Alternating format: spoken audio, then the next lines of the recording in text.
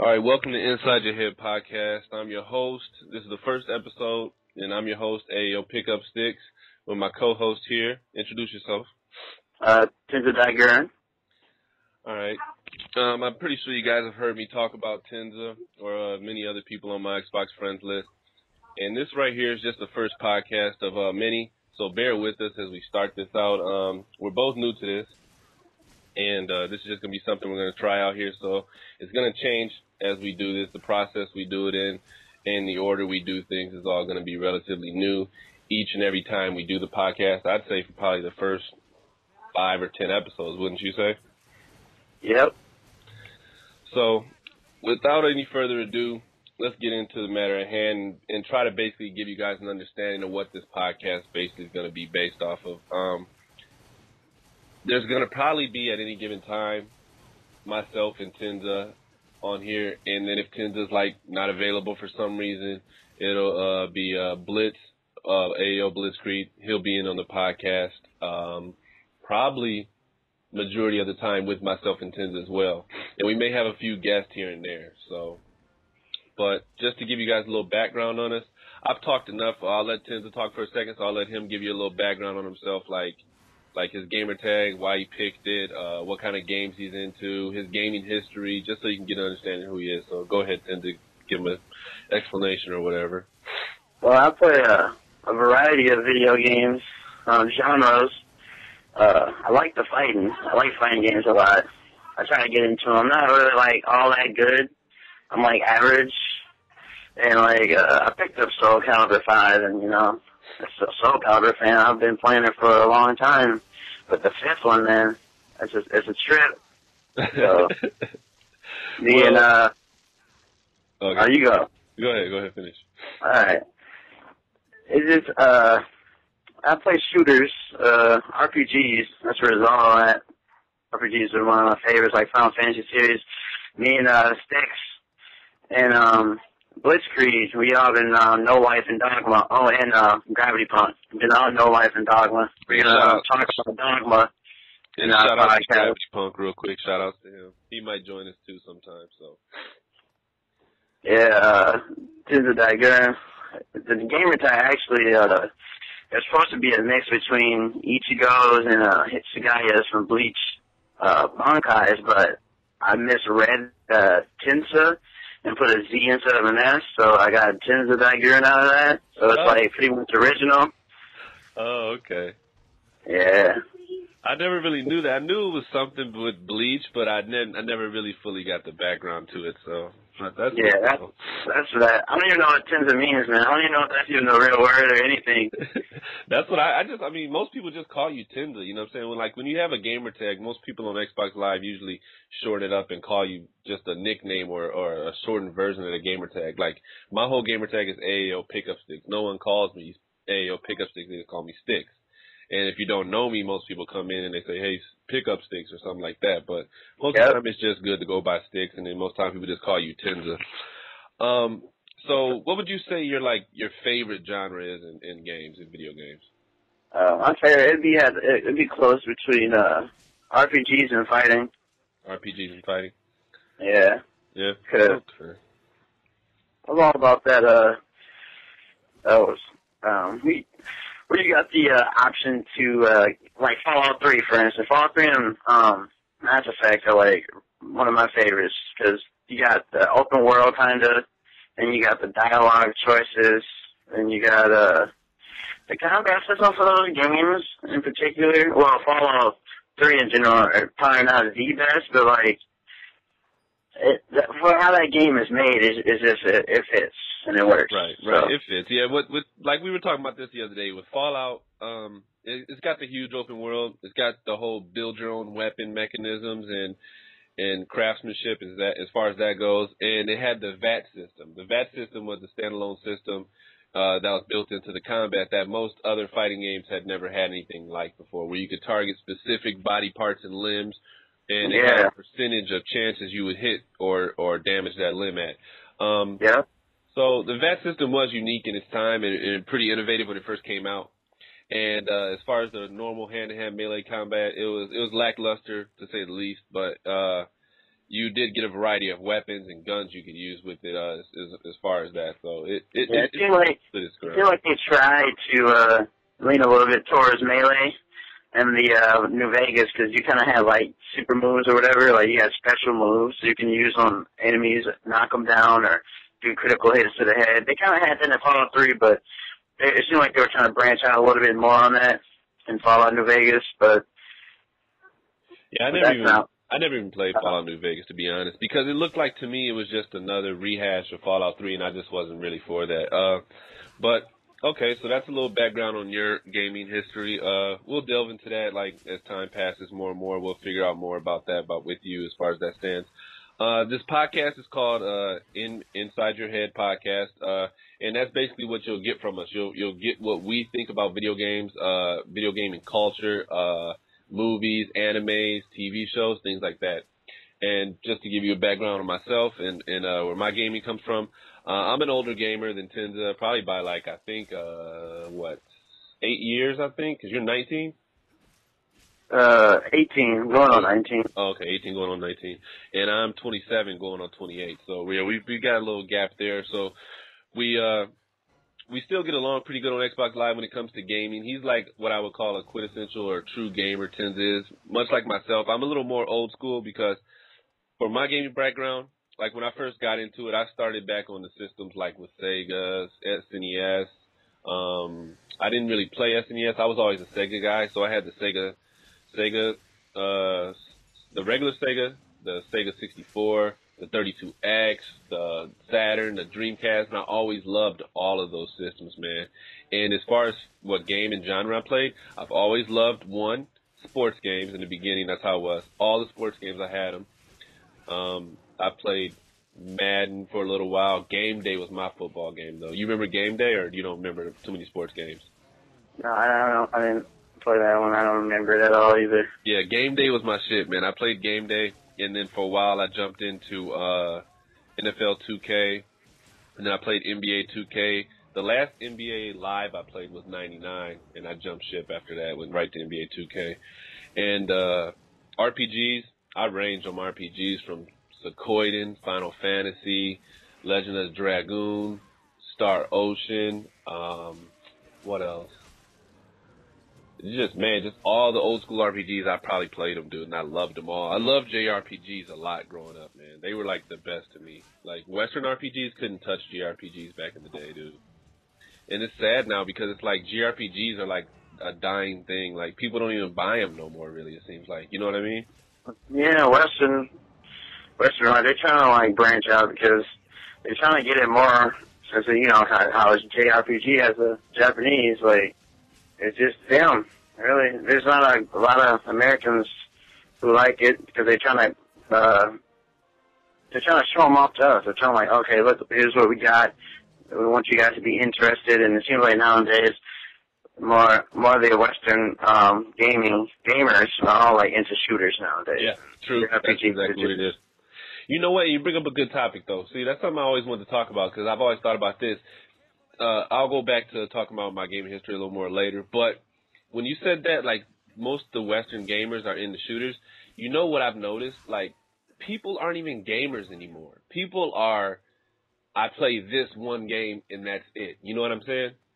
Yeah. Like, they get Call of Duty and that's all they play. They don't play any sports games. They don't play any fighting games. They don't play anything else. Like, when I first was playing games, I played the shooters too. Like, there was a lot of shooters I used to play back in the day. The GoldenEye, the Perfect Dark. Man, there was these other third person shooters. Oh, Sokum. I used to play all of them, but I mixed everything, man. My appetite for video games was so big back then. I just mixed everything in there, dude. And I couldn't be tied down to one game. Like, if I was growing up now, 12, 13, 14, I wouldn't be just playing Call of Duty. You know what I'm saying? Yeah.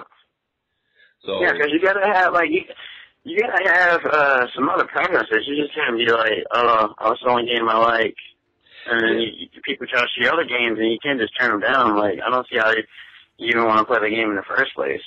That's what I'm saying. Like, I don't consider those gamers. I just consider those fanboys. If you play one specific game, even if it's a fighting game, if all you play is Street Fighter, then you're just a Street Fighter fanboy, and that's all you want to play Street Fighter. That's fine. I mean, somebody could come up to a Street Fighter fanboy and say, "Hey, try out Call of Duty," and I don't play shooting games. Do you play action adventure games? Do you play role playing games? Do you play platforms? Do you play anything else, or you just play Street Fighter strictly, or maybe you dabble in two other or three fighting games? Then if that's the case, you're just a fighting game player, and that's all you are. You're not really a gamer to me. You know what I'm saying? Yeah, dude. For me, honestly, I think I have like some gaming ADHD or something because I can play a game for so long until I get bored. So I have to like have a different style. Like I'll play shooters for like a day or probably 2 days straight, and then one day I'll just get an itching to play a fighting game or an RPG game. Yeah. I get bored of one genre, so that's why I have interest in a lot of genres, so I can always switch it up. Right. Oh man, I don't know. So basically, that's just where we're at on that as far as gamers, our history of gaming, why we think a certain way about like playing different games. We kind of agree on both those. So we're leaving that open for people to comment on that and to bring us into that conversation about what you guys think about games and where you feel gaming as a whole is going. Like, because another thing about that is, like, recently, what games are you playing like right now, Tenza? Oh, for me, as you know, we're both hitting up Dogma, Dragon's Dogma. Right. It's a Capcom game, and for me, the game is pretty good. Like, people have their doubts on Capcom, but I would say that game is kind of worth it to buy. Even if they do try to come out with an expansion, like, you will have fun before the expansion. They don't have multiplayer in it, but the pawn system and the fact that your pawns really absorb what they do and quest from other people around the world, it helps out. And then this fighting style, to me, what I come up with it is that it reminds you of Shadow of the Colossus, a PS2 game, and a mixture of Monster Hunter. I never played Shadow of the Colossus, man, and I've always heard good things about it, but honestly, I tell you, just looking at the game, it never enticed me. And sometimes that's what gets me drawn into a game, is like the allure of like gameplay sometimes. I have to see it. You know what I'm saying? And I'm like, oh, wow, that looks really cool. That's a good thing and a bad thing, because right now, I just went and bought this game called Inversion because of how it looked. And it reminded me of this game I played earlier this year called Red Faction Armageddon. And most people didn't pick up Red Faction Armageddon, but to me, honestly, it was a sleeper hit, man. Like, from beginning to end, it was nonstop fun. It had some pretty fun multiplayer aspects to it as well as like a survival or horde mode that was really fun. So I saw Inversion, and I was like, I'm grabbing that, and I picked it up, and I've been playing it. I played it last week or yesterday for probably about an hour and a half. Got through like the first 3 chapters. It's pretty good. I might put the podcast up with that gameplay in the back, or some Dogma. I haven't really made an idea yet of which one I want to do. So. Oh, well, so far you think it what was I gonna say? Like, so far you think it's kind of like, were they trying to be a little bit like Red Faction? Are they trying to do their own thing, or?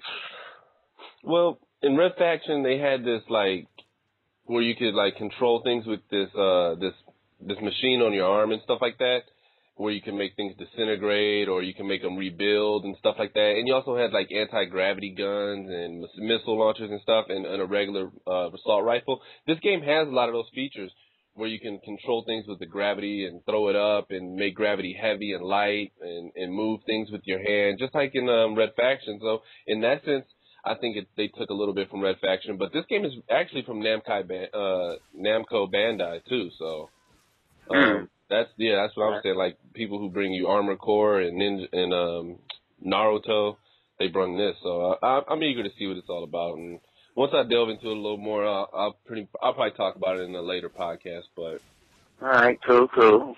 Yeah, so looking forward to seeing that. But like you said, yeah, we've been playing Dogma. I recently beat the main story on Dogma, and now I'm into the post game. But since I've beaten it, I haven't played the post game much because I've kind of been drawn back into into Soul Calibur 5 now. So. Yeah, same here. Well, for those who don't have Dogma and thinking about getting it, they should. And when I was saying that, well, I kind of went back to that is because Stakes, he wanted to go get the strategy guide. Yeah. And one of the reasons, personally, for me is why I started playing the post game because I also beat the game as well as Stakes. We were kind of really close to, like, storyline-wise. We were the grinders. We got Blitzkrieg and Gravity Punk playing with us, and those guys are thirsty, man. They wanted to get that story mode done, like, real fast. They all snap into the post game. They already beat that as well.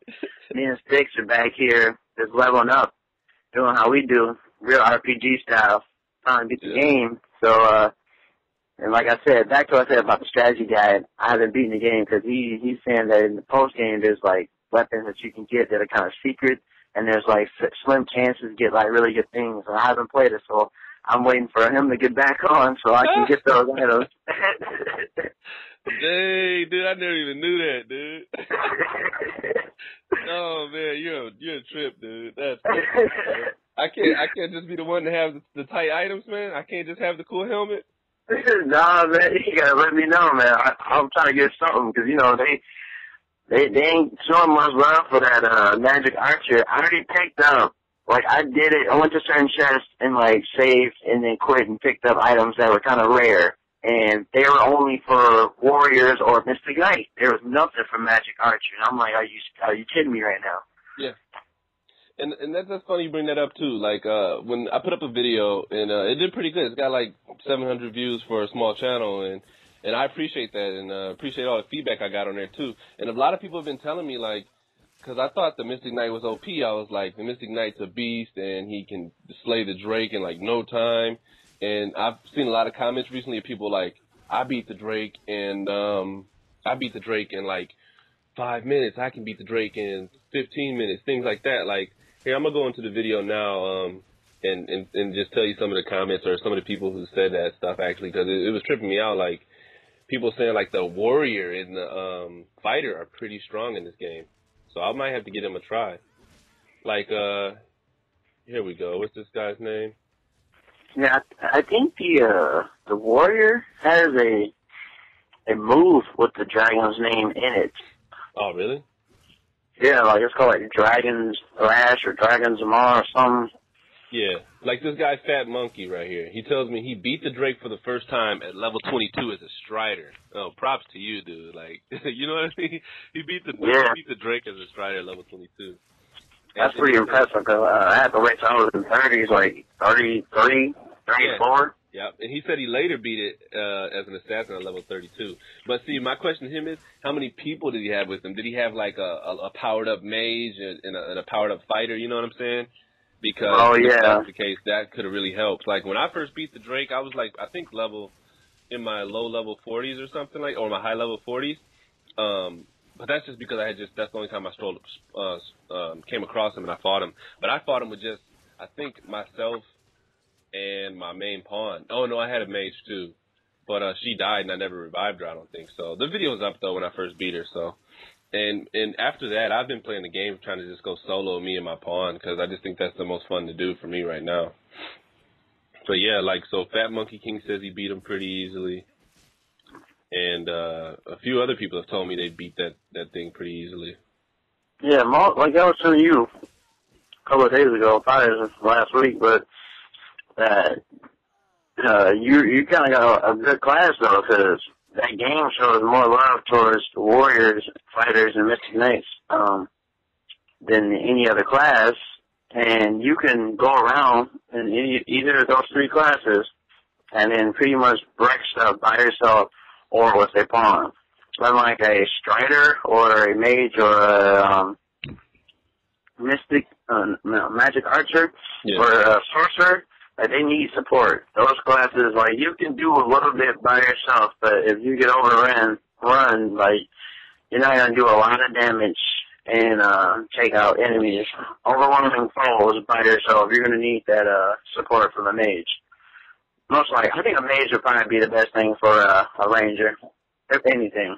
But Oh, then yeah, again, definitely, because you can't. There's nothing you can do to heal yourself. There's nothing you can do to change like the element to your weapons. So you definitely, with a mage, you definitely need I mean, with a ranger, you definitely need a mage, I think. because he's all about bows, really. Exactly.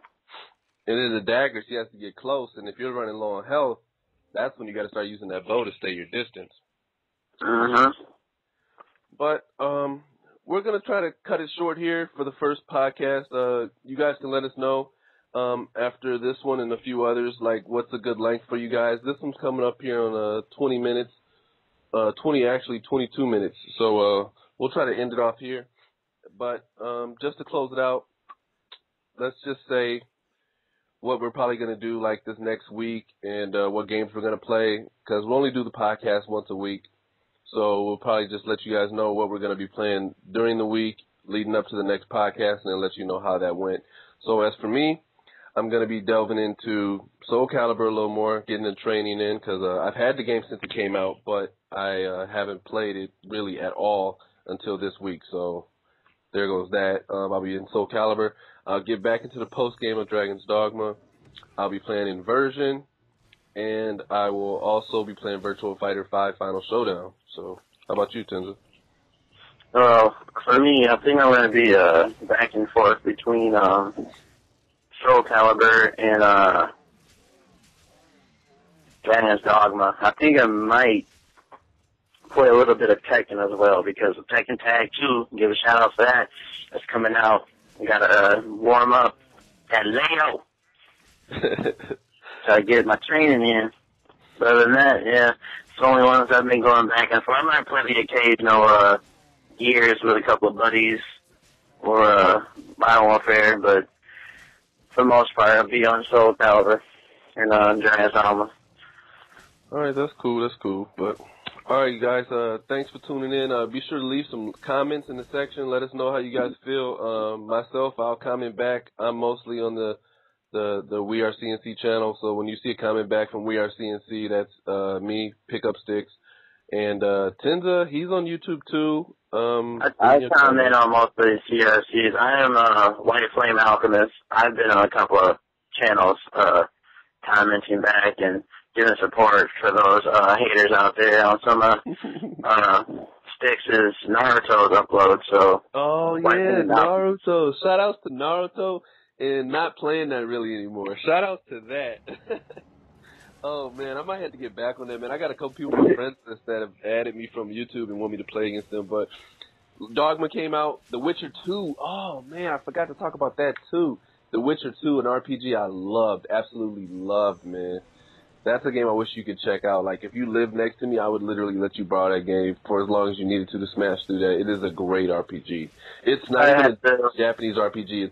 It's made by an American, I think, or Americans. If I'm wrong, don't kill me. It might be made by some Europeans. I don't know. But it's not Japanese, but it was a really good game. It was a console. It was a port from PC, and it was really good, man. I'm telling you. It was great. I have to get some, we'll get some feedback about The Witcher, then we can probably, next pod have Blitz and Sticks cover that up, because I haven't played that game, so I don't know much about it. Yep. But sorry, no E3 talk this week. I watched a little bit of E3, but I was also at work during the day, so I had to just look up some stuff on Twitter. And Tenza, you didn't watch E3, right? Yeah, I had work and really tired, so I'm going to have to catch that up too. So no E3. Maybe we'll find out some stuff for you guys and let you know what we feel about it and talk about it. But other than that, we're pretty much off for now. So we'll see you guys next time. I'm out.